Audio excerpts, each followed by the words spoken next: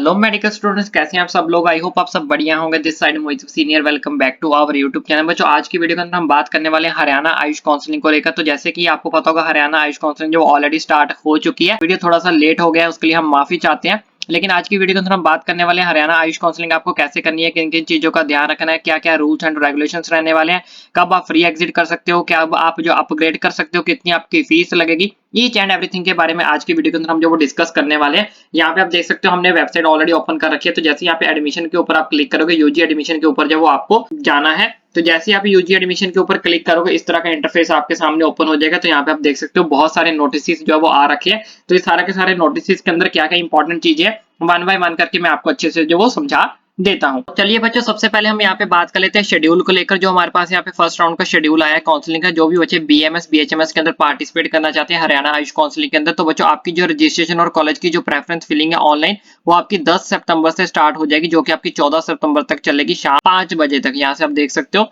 उसके बाद जो भी बच्चे पीडब्ल्यूडी कैंडिडेट्स हैं, उनको पीजीआई एमएस रोहतक के अंदर जाना पड़ेगा अपना सर्टिफिकेट जो है वो वेरीफाई करवाने के लिए, जिसकी डेट यहाँ पे रहने वाली है 11 सितंबर। उसके बाद display of provisional allocation of seats जो आपकी रहेंगी वो 15 सितंबर को हमारे पास यहाँ पे आ जाएगी, शाम 5 बजे एट 5 PM इन्होंने यहाँ पे मेंशन किया गया है। उसके बाद submission of grievance through admission portal link. तो यहाँ पे एक पोर्टल लिंक दिया गया है। यहाँ पे अगर आपको कोई प्रॉब्लम लगती है, यहाँ पे आप देख सकते हो regarding provisional allocation of seats आएगी। तो अगर उसके रिलेटेड अगर आपको कोई प्रॉब्लम लगती है, अगर आपको कोई इशू है, तो उसके लिए आप अपना ग्रीवियंस जो वो दे सकते हो इस पोर्टल लिंक के ऊपर जाकर।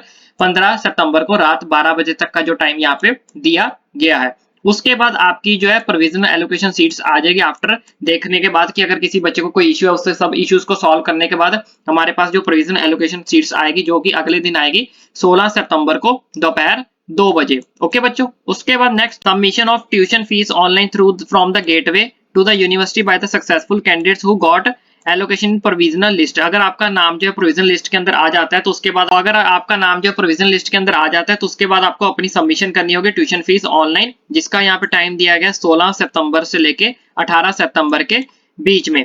उसके बाद यहाँ पे इन्होंने बोला है print fee payment status page of online portal. तो जो भी यहाँ पे आप फीस पे करोगे, उसका आपको प्रिंट आउट जो वो निकाल लेना है। उसके बाद प्रोविजनल एलोकेशन लेटर आपको डाउनलोड कर लेना है वेबसाइट से। उसके बाद third step document verification and other जो फॉर्मेलिटीज होंगी, उसके लिए आपको प्रोविजनल एलोकेशन लेटर के साथ जो भी अलॉट हुआ है कॉलेज, वहां पे आपको फाइनल ज्वाइनिंग के लिए जो वो जाना पड़ेगा, जिसकी डेट यहाँ पे 16 सितंबर से 22 सितंबर तक जो वो रहने वाली है, शाम 5 बजे तक। यानी कि खुद आपको जाना पड़ेगा, सारे के सारे डॉक्यूमेंट्स लेके, ओरिजिनल डॉक्यूमेंट्स लेके साथ में जाना है। और जो भी आपको प्रोविजनल अलॉटमेंट लेटर आया उसको डाउनलोड जरूर कर लेना, और जो फीस स्टेटस है वो भी इसको जो डाउनलोड कर लेना। मतलब सारे के सारे डॉक्यूमेंट्स आपने अपने साथ कैरी करके जाने। टाइमिंग उसकी रहने वाली है 16 सितंबर से 22 सितंबर के बीच में। उसके बाद final status from the college regarding number of seats filled and vacant. उसके बाद पता चल जाएगा कि सेकंड राउंड के लिए कितनी सीट्स फिल हो चुकी हैं, और या फर्स्ट राउंड के अंदर कितनी सीट्स फिल हो चुकी है, सेकंड राउंड के अंदर सीट्स कितनी खाली हैं। वो 23 तारीख को हमें शाम 4 बजे तक जो वो पता चल जाएगा। तो फिलहाल के लिए बच्चों यहाँ पे फर्स्ट राउंड का ही शेड्यूल आया है, सेकंड थर्ड राउंड का भी कोई शेड्यूल नहीं आया।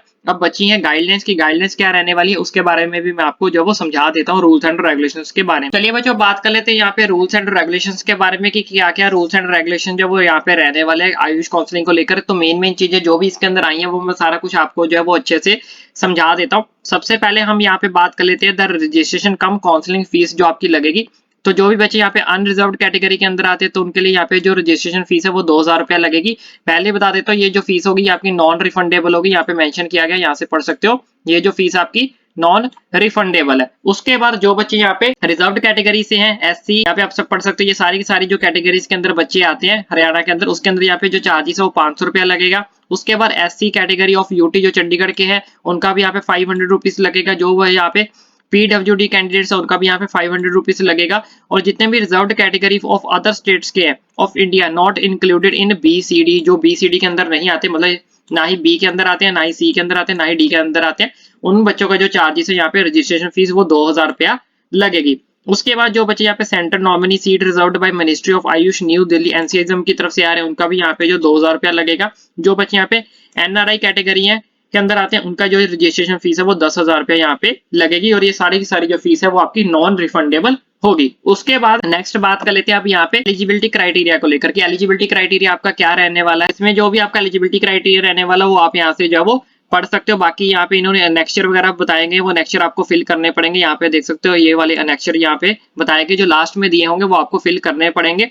बाकी यहाँ पे इन्होंने बोला है कि आपकी जो एज है वो यहाँ पे देख सकते हो 17 ईयर्स होनी चाहिए, डेट ऑफ बर्थ आपकी इसके अंडर होनी चाहिए। यहाँ पे देख सकते हो इस चीज को यहाँ पे मेंशन जो वो किया गया है। बाकी वही आपका नीट क्वालिफाइड होना चाहिए, वो सब चीजें यहाँ पे जो मेंशन की गई है। इसके अलावा और अगर आप कुछ यहाँ से पढ़ना चाहते हो तो यहाँ से पढ़ सकते हो ये पूरा का पूरा। उसके बाद जैसे ही हम नीचे स्क्रॉल करेंगे तो यहाँ से आप देख सकते हो इन्होंने एक चीज को हाईलाइट करके रखा हुआ है, ये 7th वाला point, commencement of UG courses if a candidate has joined the course institute and leave the course after the 3 days prior to the last date of admission as prescribed by NCISM and NCH New Delhi, then he fill the bond। तो यहाँ पे आप देख सकते हो he shall will have to entire course tuition fees to the respective college। इस case में आपको सारी की सारी जो ट्यूशन फीस है वो देनी पड़ेगी। और साथ ही साथ सिंपली इन्होंने यहाँ पे मैं आपको बता देता हूँ, इन्होंने यहाँ पे बोला है कि आपसे जो बॉन्ड भी साइन करवाया जाएगा जो कि आपका 5 लाख रुपए का होगा, साथ में आपको जो ट्यूशन फीस भी जो वो आपको एंटायर कोर्स की जो वो देनी पड़ेगी। अगर आप सारे के सारे रूल्स एंड रेगुलेशंस जो वो फॉलो नहीं करोगे, अगर आप अपनी सीट को छोड़ दोगे, तो ये सारा पॉइंट जो वो देख लेना। तो बच्चों सिंपली इसमें ये बोला गया है कि जब आपको एडमिशन मिल जाएगी तो एडमिशन लेने के बाद अगर आप कॉलेज को ज्वाइन कर लेते हो तो कॉलेज को ज्वाइन करने के बाद एनसीएसएम और एनसीएच न्यू दिल्ली द्वारा जो आपको डेट्स बताई गई हैं, अगर उससे 3 दिन पहले अगर आप अपना कॉलेज छोड़ देते हो तो इस केस में आपको जो वो बॉन्ड साइन करना पड़ेगा और आपको बॉन्ड जब वो चुकाना पड़ेगा। साथ ही साथ जो उस कॉलेज की ट्यूशन फीस होगी वो भी आपको जब वो देनी पड़ेगी। तो इसलिए जब आप रिपोर्टिंग करने जाओगे तो उस टाइम पे आपसे जो बॉन्ड वो साइन करवाया जाएगा। ठीक है, बाकी और डिटेल में पढ़ना चाहते हो तो आप इसको डिटेल में जो वो पढ़ सकते हो। उसके बाद नीचे चलते हैं और नीचे स्क्रॉल करोगे तो जो जो मेन चीजें मैं सारी की सारी आपको बता दूंगा, आप टेंशन मत लो। उसके बाद यहाँ पे एक चीज लिखी गई है, याद देखो, before filling up of the choices for the admission in the BMS BHMS read following points clearly for all rounds of counseling। सबसे पहले यहाँ पे लिखा है before filling the choices preference list segregate the Ayurvedic and homeopathy college। मतलब आप अलग अलग कर लो कि कौन कौन से आयुर्वेदिक कॉलेज है और कौन कौन से होम्योपैथिक है, कि आपको कौन कौन से चाहिए। उसके बाद यहाँ पे बताया गया कि government aided private deemed universities को भी आप सेग्रीगेट जो अलग अलग कर लो कि कौन से गवर्नमेंट के अंदर आते हैं, कौन से गवर्नमेंट एडेड, ताकि आपको पता हो, तभी आप उसको चॉइस फिलिंग के अंदर डालोगे ना कि कौन से गवर्नमेंट है, कौन से गवर्नमेंट एडेड है, कौन से प्राइवेट है या फिर कौन से प्राइवेट डीम्ड है। उसके बाद इसने उन्हें बोला कि जिस भी कॉलेज के अंदर आपको एडमिशन लेनी है तो उसकी ट्यूशन फीस जो वो जरूर चेक करे, चेक दे रहे ट्यूशन फीस है कि उस कॉलेज की ट्यूशन फीस जो वो कितनी है। उस कॉलेज का यहाँ पे लोकेशन चेक करें कि वो इंस्टीट्यूट किस लोकेशन के ऊपर है, ताकि आपको पता हो कि आप किस कॉलेज के अंदर एडमिशन लेना चाहते हैं। ऐसा ना हो कि आप उस कॉलेज को चॉइस फिलिंग में डाल दे, फिर वो कॉलेज आपको अलॉट हो जाए, बाद में आपको पता ही ना हो कि इस कॉलेज की फीस कितनी है, वो कॉलेज है कहाँ पे। इसलिए सारे की सारी डिटेल्स जानने के बाद ही इन्होंने बोला कि आप उसको चॉइस फिलिंग के अंदर जब वो डालें। उसके बाद there are 2 colleges which are only for girls. तो इन्होंने बोला 2 कॉलेजेस ऐसे हैं जो सिर्फ गर्ल्स के लिए हैं। पहला हमारे पास ये वाला है मारू Singh memorial institute of Ayurveda, ठीक है जी। दूसरा हमारे पास यहाँ पे लाल बहादुर शास्त्री महिला आयुर्वेदिक कॉलेज एंड हॉस्पिटल। तो ये 2 कॉलेज है जो स्पेशली गर्ल्स के लिए है। बाकी इन्होंने बोला rest all are coeducation consider this also before filling. तो ये सब कुछ फिलिंग करने से पहले यानी कि चॉइस फिलिंग करने से पहले ये सारी की सारी चीजें जो वो आपको पता हो और इन सब चीजों को सोच समझ कर ही क्या करें अपनी चॉइस फिलिंग के अंदर डालें। उसके बाद you need not have to fill all the colleges in your choices preference, at least 1 choice preference of the college is mandatory. बोलते मिनिमम आपको एक कॉलेज जो वो डालना पड़ेगा, बाकी आपकी मर्जी, आप जितने मर्जी कॉलेज है वो डाल सकते हो, वो आपकी मर्जी होती है। ठीक है जी बच्चों। उसके बाद यहाँ पे सेकंड और थर्ड राउंड की काउंसलिंग के कुछ रूल्स एंड रेगुलेशंस लिखे हैं, वो भी मैं आपको यहाँ पे समझा देता हूँ। इन्होंने क्या बोला है, in case the seats remain vacant in any of the participating institute college after the first round, second round of counseling due to any reason such seats will be filled up। तो इन्होंने बोला कि first round के बाद अगर आपकी कुछ seats बच जाती हैं तो उसको सेकंड या थर्ड राउंड में जो वो फिल किया जाएगा और उसका शेड्यूल आपको इस वेबसाइट जो हमारे पास ऑफिशियल वेबसाइट है उसके ऊपर आ जाएगा। लेकिन वो फर्स्ट राउंड के बाद पता चलेगा कितनी सीट्स बचती हैं, कितनी सीट्स नहीं बचती। उसके बाद candidates are required to regularly visit, इसलिए आपको वेबसाइट के ऊपर लगातार चेक करते रहना चाहिए कि कौन कौन सी नई अपडेट्स जो वो आ रही हैं। ठीक है जी। उसके बाद इन्होंने लिखा है shifting to other institute upgradation will be allowed to admit students, यानी कि अपग्रेडेशन आपके लिए जो अलाउड होगा जो कि only in second and third round के लिए वैलिड होगा। मान लो अगर किसी बच्चे को कॉलेज अलॉट हो जाता है फर्स्ट राउंड के अंदर तो वो उसको सेकंड राउंड में और थर्ड राउंड में अपग्रेड के लिए डाल सकता है। उसके बाद आपको अपग्रेड करने के लिए नहीं दिया जाएगा, नॉट देयर आफ्टर, यानी कि अपग्रेड करने का ऑप्शन सिर्फ थर्ड राउंड तक अवेलेबल रहेगा। उसके बाद अगर मॉप अप राउंड होता है तो उसके बाद जो आपको अपग्रेड करने का मौका जो वो नहीं दिया जाएगा। उसके बाद नेक्स्ट इन्होंने लिखा है fresh registration shall be allowed for participating. अगर अब कोई बच्चा फर्स्ट राउंड में जो है वो रजिस्ट्रेशन नहीं कर पाया तो कोई बात नहीं, सेकंड थर्ड राउंड में आप फ्रेश रजिस्ट्रेशन जो वो कर सकते हो। Fresh candidates will have to register themselves on the university admission portal. तो जाके एडमिशन पोर्टल पे आपको फीस जो भी मेंशन की गई है रजिस्ट्रेशन फीस वो आपको सबमिट करनी है। सबमिट करने के बाद आप जो है रजिस्ट्रेशन कर सकते हो सेकंड राउंड के अंदर, अगर आप फर्स्ट राउंड में नहीं कर पाए तो। उसके बाद नेक्स्ट यहाँ पे थर्ड पॉइंट में इन्होंने लिखा है कि अगर आप ऑलरेडी यहाँ पे देख सकते हो the candidates who have already registered themselves and wish to participate in the next round, अगर आप पहले ही रजिस्ट्रेशन कर चुके हैं और अगर आपने नेक्स्ट राउंड के अंदर पार्टिसिपेट करना है तो दोबारा से आपको रजिस्ट्रेशन करने की जरूरत नहीं है। लेकिन जो आपकी यहाँ पे चॉइसेस होगी वो आपको दोबारा से जो वो करनी पड़ेगी college to participate in the second round of counselling. मान लो अगर आप फर्स्ट राउंड में ऑलरेडी पार्टिसिपेट कर चुके हैं तो सेकंड राउंड में आपको दोबारा से रजिस्ट्रेशन नहीं करनी है, लेकिन सेकंड राउंड में आप जो चॉइस फिलिंग जो वो दोबारा से आपको वो करनी पड़ेगी। उसके बाद फोर्थ पॉइंट के अंदर इन्होंने बोला है the candidates who have joined the allotted seat in the first second round shall have a right to retain already occupied seat and this shall be changed only if he gets an upgraded and opted seat during round 2 and 3 as the may case be। तो ये fourth वाले point को जो बच्चों अच्छे से समझे, इन्होंने यहाँ पे क्या लिखा गया है, इन्होंने ये लिखा है कि अगर आप फर्स्ट राउंड से अपग्रेड करके सेकंड राउंड के अंदर जाते हो, उसके बाद सेकंड राउंड से अगर आप थर्ड राउंड के अंदर अपग्रेड करना चाहते हो, तो मान लो अगर आप थर्ड राउंड में अपग्रेड करने के लिए जाते हो तो फर्स्ट राउंड या सेकंड राउंड के अंदर जो भी सीट आपको मिली होगी वो सीट पे आपका अधिकार होगा, वो सीट आपकी बची रहेगी थर्ड राउंड तक। लेकिन अगर थर्ड राउंड में आपने अपग्रेड के लिए गए और थर्ड राउंड में अगर आपकी सीट अपग्रेड हो जाती है तो जो पुरानी वाली सीट है वो आपकी जो वो कैंसिल हो जाएगी। फिर जो नई सीट आपको मिलेगी उस सीट पे आपको जो आगे का प्रोसीजर जो एडमिशन का प्रोसीजर जो होता है वो आपको कंप्लीट करना पड़ेगा। अपनी जो अपग्रेडेशन है उसको सोच समझ के करें। यहाँ पे सिंपली ये बोला कि अगर आप अपग्रेड के लिए जाते हो, अगर आपकी सीट अपग्रेड नहीं होती है तो कोई दिक्कत परेशानी वाली बात नहीं है। पुरानी जो आपकी सीट होगी, जहाँ पे जो सीट आपको मिली होगी फर्स्ट राउंड में या सेकंड राउंड के अंदर, वो सीट आपकी बची रहेगी। उसके बाद इन्होंने लास्ट लाइन में ये बोला कि अगर आप अपग्रेड के लिए जाना चाहते हो तो अपग्रेड के लिए अगर आप जाना चाहते हो तो जो भी आप फ्रेश चॉइस फिलिंग करोगे थर्ड राउंड के अंदर तो आप उस कॉलेज को ना डालें, क्योंकि आप अपग्रेड के लिए जा रहे हो ना, तो जो कॉलेज आपको ऑलरेडी मिल चुका है इसका मतलब आप उससे बेटर कॉलेज पाना चाहते हो तभी आप अपग्रेड के लिए जा रहे हो ना। तो इन्होंने बोला जो कॉलेज फिर आपको मिला हुआ है फिर आप उसको अपनी चॉइस फिलिंग में जो वो ना रखें। तो ये सब कुछ यहाँ पे इन्होंने फोर्थ पॉइंट के अंदर ये सारी चीजें बताई हुई हैं। उसके बाद the candidate who wishes to participate in second round onwards of counselling and want to opt for state quota seats in government aided colleges only shall be required to submit ₹5,000 as a security fees at the time of fresh registration। बच्चों ये वाला जो point है fifth point वाला, ये भी बहुत ज्यादा इंपॉर्टेंट है, इस चीज को अच्छे से समझे। इन्होंने यहाँ पे लिखा कि अगर कोई बच्चा सेकंड राउंड के अंदर फ्रेश रजिस्ट्रेशन करता है और गवर्नमेंट कॉलेजेस के लिए या फिर गवर्नमेंट एडेड कॉलेजेस के लिए अगर आप काउंसलिंग करना चाहते हो तो इस केस में क्या होगा, आपको 5,000 रुपया यहाँ पे जो सिक्योरिटी मनी जो वो डिपॉजिट करवानी पड़ेगी, जो कि आपकी सेकंड राउंड और आगे फर्दर थर्ड राउंड तक जो वो आपकी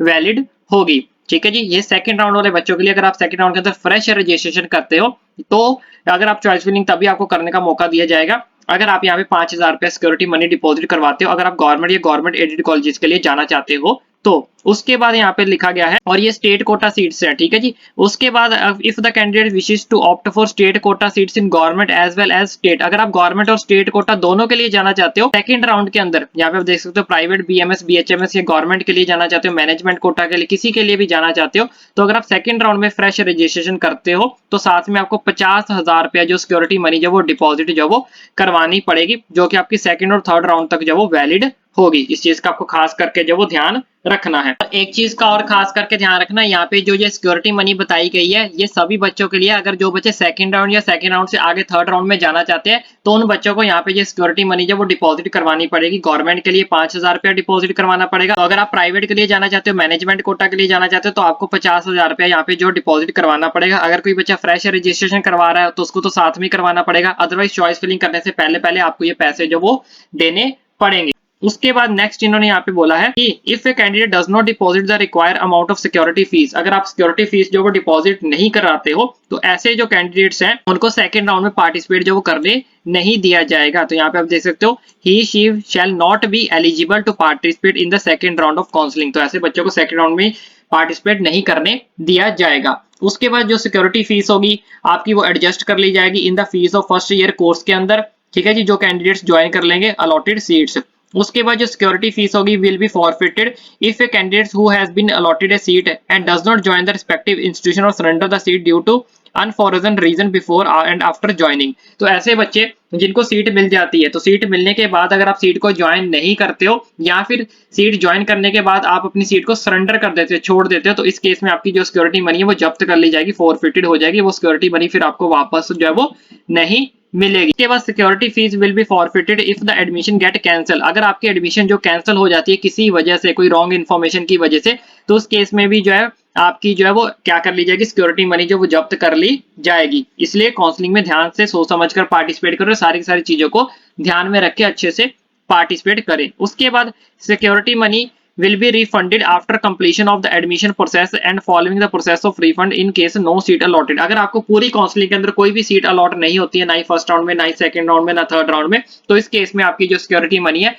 वो आपको जो वो रिफंड कर दी जाएगी, यानी कि वापस जो वो कर दी जाएगी। चलिए बच्चों अभी नेक्स्ट बात कर लेते हैं मॉप अप राउंड का लेकर। मॉप अप राउंड का क्या प्रोसीजर रहने वाला है। तो फर्स्ट पॉइंट में इन्होंने ये बोला कि अगर थर्ड राउंड के बाद सीट्स बचती हैं तभी आपका मॉप अप राउंड जो वो करवाया जाएगा, और उसका जो शेड्यूल है आपको इनकी वेबसाइट के ऊपर जो देखने को मिल जाएगा। उसके बाद नेक्स्ट फर्स्ट पॉइंट में इन्होंने ये बोला कि अगर किसी बच्चे को फर्स्ट या सेकंड या थर्ड राउंड में कोई भी सीट मिल जाती है, चाहे वो आपको ऑल इंडिया से मिलती है, चाहे वो आपको स्टेट काउंसलिंग के थ्रू मिलती है, ऐसे बच्चे जो मॉप अप राउंड के अंदर पार्टिसिपेट जो वो नहीं कर सकते। ठीक है। और उसके बाद सेकंड पॉइंट में इन्होंने लिखा है, ये मेन पॉइंट्स है, no candidate would be allowed to participate in mop up round counselling if he she has already taken admission in any under this university counselling all India counselling. मतलब अगर आप किसी भी काउंसलिंग में participate कर चुके हो और अगर आपने वहां से सीट मिल चुकी है, चाहे वो फर्स्ट राउंड में मिली है, सेकंड राउंड में मिली है, थर्ड राउंड में मिली है, तो ऐसे बच्चे जो मॉप अप राउंड के अंदर पार्टिसिपेट नहीं कर सकते। और अगर कोई बच्चा मॉप अप राउंड में पार्टिसिपेट करना भी चाहता है तो जो भी उसको सीट मिली है उसको सीट को वो कैंसिल करवाना पड़ेगा, और इसके साथ साथ उसकी सिक्योरिटी मनी भी जो वो जब्त कर ली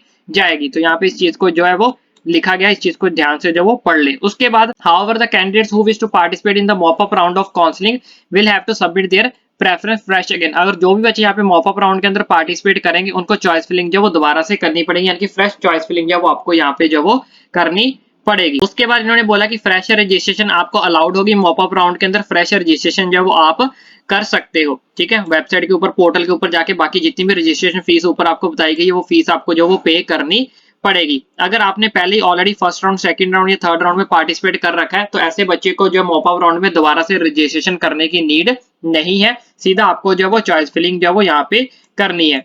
तो बाकी इन्होंने सेम टू सेम वही पॉइंट लिखा कि अगर आप सेकंड राउंड या सेकंड राउंड के बाद अगर की चॉइस फिलिंग करना चाहते हो तो आपको यहाँ पे गवर्नमेंट या गवर्नमेंट एडेड के लिए जाना चाहते हो तो यहाँ पे आपको 5000 रुपए जो सिक्योरिटी मनी डिपॉजिट करवानी पड़ेगी, जो कि वही same to same second round, third round, mop up round के लिए जो आपकी वैलिड होगी। और अगर आप प्राइवेट या मैनेजमेंट कोटा के लिए, स्टेट कोटा के अंदर जाना चाहते हो, यहाँ पे देख सकते हो, तो उसके लिए आपको यहाँ पे 50,000 रुपए जो सिक्योरिटी मनी जो वो डिपॉजिट करवानी पड़ेगी। अगर आप दोनों के लिए, गवर्नमेंट और स्टेट कोटा दोनों के लिए जाना चाहते हो तो यहाँ पे 50,000 रुपए आपको जो सिक्योरिटी मनी जो वो डिपॉजिट करवानी पड़ेगी। उसके बाद यहाँ पे इन्होंने वही सेम टू सेम पॉइंट्स लिखे कि आपकी सिक्योरिटी मनी अगर आपको सीट मिल जाती है तो वो आपकी एडजस्ट हो जाएगी। उसके बाद अगर आपको सीट मिल जाती है, सीट मिलने के बाद अगर आप सीट को छोड़ देते हो, ज्वाइन नहीं करते हो, या फिर ज्वाइन करने के बाद अपनी सीट छोड़ देते हो, तब भी आपकी सिक्योरिटी मनी फॉरफिट यानी कि जब्त कर ली जाएगी। और किसी रीजन की वजह से आपकी एडमिशन जो वो कैंसिल होती है कोई रॉन्ग इन्फॉर्मेशन की वजह से, तो इस केस में भी आपकी जो सिक्योरिटी मनी है वो फॉरफिट यानी कि जब्त कर ली जाएगी। और अगर आपको कोई सीट नहीं मिलती है तो आपकी सिक्योरिटी मनी जो वो रिफंड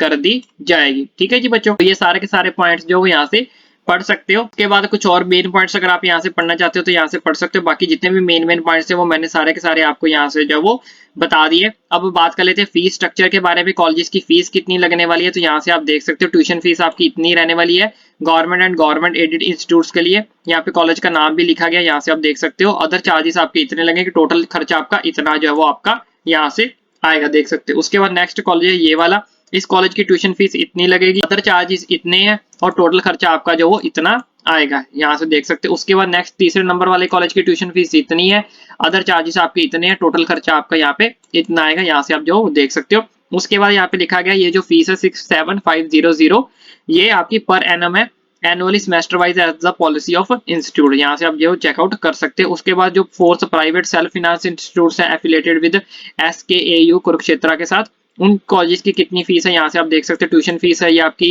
15% NRI सीट्स के लिए कितना खर्चा आएगा वो यहाँ पे मेंशन किया गया। एग्जामिनेशन फीस वगैरह, लाइब्रेरी चार्जेस कितने हैं तो यहाँ से आप जो चेकआउट कर सकते हो। और ये सारा का सारा BMS का ये रहने वाला, ये 2.40 लाख है। विद एनुअल इंक्रीज आपका होता रहेगा 5%, हर साल आपका 5% फीस जो वो इंक्रीज होगी। अगर आप BHMS के अंदर जाना चाहते हो तो यहाँ पे आप फीस जो देख सकते हो 5% आपकी ट्यूशन फीस इंक्रीज होगी। बाकी एक्स्ट्रा चार्जेस वगैरह जो वो यहाँ पे मेंशन किए गए, यहाँ से आप जो चेकआउट कर सकते हो। हॉस्टल फीस वगैरह कितनी लगने वाली, सब कुछ इसमें मेंशन किया गया है। उसके बाद यहाँ पे SGT जो यूनिवर्सिटी है गुरुग्राम के अंदर, उसकी फीस कितनी है यहाँ पे आप जो देख सकते हो। ये वाली फर्स्ट ईयर की ओनली इतनी फीस है, फीस पर एनम आपकी इतनी लगेगी। अदर चार्जेस आपके इतने हैं, ठीक है। ये आपकी कॉशन मनी होगी जो कि आपकी रिफंडेबल होगी। उसके बाद नेक्स्ट जो यूनिवर्सिटी है उसकी आप यहाँ पे देख सकते हो पर एनम की फीस इतनी है, अदर चार्जेस आपके इतने हैं। उसके बाद टोटल आपका खर्चा जो वो इतना आपका यहाँ पे आएगा, ठीक है जी बच्चों। तो ये कुछ मेन गाइडलाइंस थी जो मैंने आपको यहाँ पे अच्छे से जो वो समझा दी है। इसके अलावा यहाँ पे कुछ जो है वो एनेक्चर दिए गए, आपको यहाँ पे फिल करने, इसको प्रिंट करके जो भर लेना। ये देख सकते हो, ये EWS वाले बच्चों के लिए यहाँ पे कैटेगरी वाइज सब कुछ दिया होगा, वो आपको यहाँ से एनेक्चर वगैरह जो डाउनलोड कर लेने नीचे दिए होंगे। उसके बाद बच्चों यहाँ से आप देख सकते हो, ये हमारे पास यहाँ पे सीट मैट्रिक्स रहने वाली है। कैटेगरी वाइज इन्होंने बता रखा है कि किस कॉलेज के अंदर कितनी कितनी सीट्स जो हमें यहाँ पे देखने को मिलेगी। ये सारा का सारा यहाँ से आप जो चेकआउट कर सकते हो, सारी की सारी सीट मैट्रिक्स हमें यहाँ पे दे रखी है। टोटल सीट्स आपको यहाँ पे जो वो मेंशन होगी, कैटेगरी वाइज यहाँ पे बता रखा है कि किस कैटेगरी के अंदर कितनी कितनी सीट जो हमें देखने को मिलेंगी। यहाँ पे कॉलेज का नाम जो वो यहाँ पे आपको देखने को मिल जाएगा। तो बहुत मेहनत लगी है इतनी लंबी वीडियो बनाने के लिए। तो अगर यहाँ तक वीडियो देख लिए तो वीडियो को लाइक किए बिना, चैनल को सब्सक्राइब किए बिना मत जाना, ताकि आने वाली सारी सारी अपडेट्स आपको भाई जो आप तक इजीली पहुंचा सके। एंड आई विश अब तक अपने चैनल को सब्सक्राइब कर दिया होगा।